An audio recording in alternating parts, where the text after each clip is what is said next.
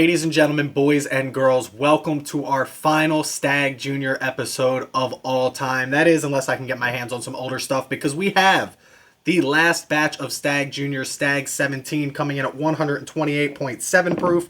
I already poured this up because I just opened this tonight and I figured I gotta let it air out just a little bit. But everybody knows before we get started on all of that, time for the traditional sip. Cheers. Damn.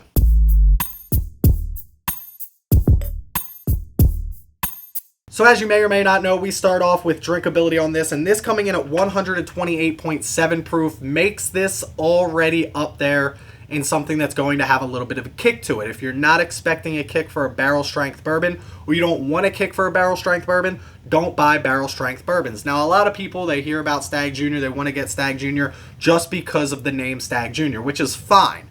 But I can tell you right now, if I would have bought this bottle when I first started drinking bourbon, I actually did buy this bottle when I first started drinking bourbon. The 14 was on the shelves at one point here in Pennsylvania. Picked one up, drank it, was like, what's the hype about, right? I wasn't there yet. I wasn't ready for it. I can tell you right now, I'm here and I'm ready for it. I absolutely think this is one of the better bottles when it comes to drinkability. I'm comparing this to something like Elijah Craig Barrel Proof, which always drank hot to me. Larceny Barrel Proof, which we just did a great, fantastic score on drinkability for that. This is something that I would compare. I don't think it's as good drinkability-wise as Larceny Barrel Proof, but this has a little bit of rye compared to a wheated bourbon, which I think is going to affect what you perceive as heat behind this. I also compare it to something like Jack Daniel's Coy Hill at 140-some proof, and it's just not anywhere close to the ethanol kick that you get on that. This is an exceptional drinkability, if you ask me. Now, the question is, how exceptional? And it's tough because I did just open this up while I let it sit out for 15 or 20 minutes. This is the neck pour. That's what I'm working with here. You can say it's real, you can say it's not, but it's in my head, which makes me believe that it is real. I think drinkability, we're going to put it in the 9s, but I have to see how high we're going to put it. Let's take one more sip and we'll call it. So yeah, this is just absolutely fantastic, very easy to drink. I'm going to give it like a 9.21. 9.21 when it comes to drinkability on this. Again, I don't think it's quite up there with the Larceny Barrel Proof or the Bookers of the world. Both of them seem to drink just a little bit easier, but when you're talking about something this high proof, you know it's going to have a little bit of kick behind it. So at a 9.21, I think that's a fair spot for it. So up next, we're going to get into taste on this, and this obviously tastes very similar to what I got off of the Batch 14, but at the same time, it incorporates a little bit more spice than I remember the Batch 14 having. Not a lot, but it tweaks it just a little bit. And the thing about my personal preferences when it comes to a flavor profile of bourbon, I don't know if I could say that line 10 times, I enjoy something that has a complexity to it. So you can get a bourbon that's straight sweet and it might taste good, but at the end of the day, to me, that's boring. You might get a bourbon that's all spice and it might taste good, but at the end of the day, it's boring. When you can figure out a way to balance both of those flavor profiles in something with that has vanilla, the caramels, the oaks, but also the baking spices, and also maybe a little bit of leather and toast and all these things together, when you can start to bring all of these things together in a bottle and blend it well, that's when you start to put out great products like this Stagg Jr. right here. The main flavor profile that I get off this is cherry, and it's not a medicinal cherry in the sense that it's more like a Luxardo cherry. It's more of the cherry juice, right? You know that thick syrup that you get in the Luxardo cherries, that dark cherry syrup almost? That's what I get off this more than like a medicinal flavor, and it's really an amazing flavor, especially with the proof behind this, the way that it works together. You know, you take that Luxardo cherry out at the end of your old fashioned and you eat it, and that flavor profile is just so good, the way the bourbons and the cherries mix.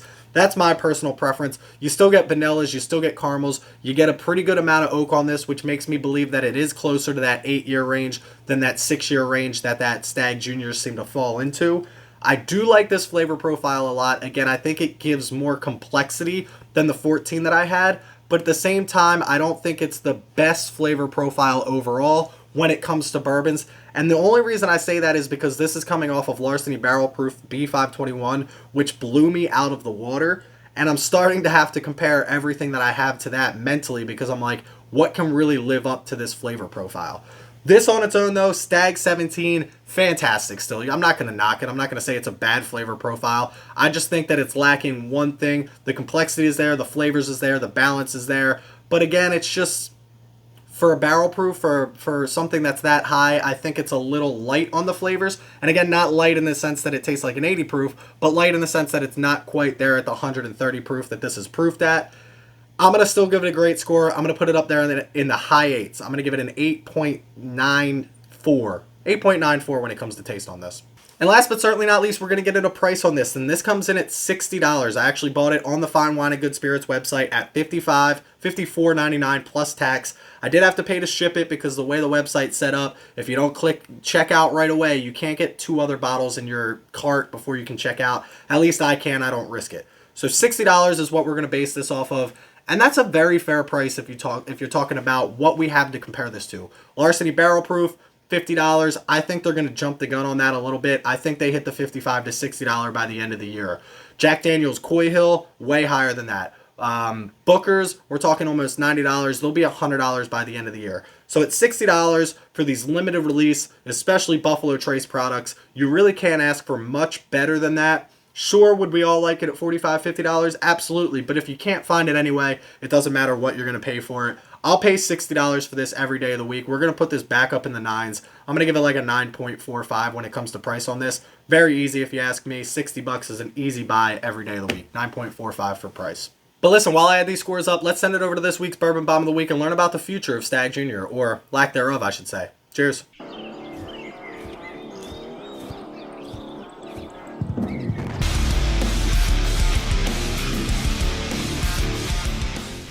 So Stagg Jr. Batch 17 will be the last batch of Stagg Jr. They're going to drop the Junior and just become Stagg. And it wasn't until I read a few articles on this that it really started to make sense and actually made me laugh. What happens when you turn 18, right? Most people are graduating high school. They're going off to college. You used to be able to buy cigarettes. You can join the military. It's the quintessential age for becoming a man. And that's what Stagg Jr. is doing here. Much like Lil Bow Wow when he dropped the Lil and just became Bow Wow, Stagg Jr. is all grown up, and we're seeing it right here in front of our eyes. I'm curious to see if Stagg becomes more available, less available, more expensive, less expensive. It's definitely not going to become less expensive. Bigger age behind it, maybe the same age. Are they just dropping the Junior and renaming it, or are they going to do something a little bit more with this bottle? Only time will tell. We'll find out when batch 18 comes out. RIP to Stagg Jr., and we welcome you, Stagg. Cheers. So I'm really interested to see what the future of Stagg holds, right? Is this going to be the same bottle just with a different name, or are they going to rebrand this and put out a different type of product? If you ask me, I think they're going to put out the same product just with a different name, which isn't a bad thing. It's all grown up. But this one came in at a 9.20, which I'm going to call it even, right? I'm going to drop the scores, figure it out. I'm going to put this at a 9.17 because I think that they are very similar, right? I might have given it drinkability better on one and taste better on another, but at the end of the day, to me, these both drink very similarly. I think that this one does drink a little bit better drinkability wise, but I also feel like the flavors, while delicious and while more in my flavor profile, were a little bit more muted, maybe a little bit younger than what I got off the 14, but that's just my personal preference. I think they're the same bottle if you ask me. Not the same bottle in flavor and drinkability and everything, but the same bottle in quality and everything that goes along with that. But that's where we're going to leave you for today. Make sure you check me out on Instagram at Bourbon of the Week. We try and give away stuff all the time on the channel. You can win custom Glencairns. I have custom ones of my own, not the rabbit hole ones here. If you want to help support me financially, check out my Patreon. That link is in the description below. And we have our own Discord chat for Patreons as well. But if you don't want to join the Patreon, you can still come join our Discord anytime. We're talking bourbon on there 24/7. That link is in the description below as well. I appreciate you guys stopping by. Make sure you click that subscribe button. Please don't drink and drive. Drink responsibly. And as always, stay healthy, stay happy, stay drinking. Cheers, y'all.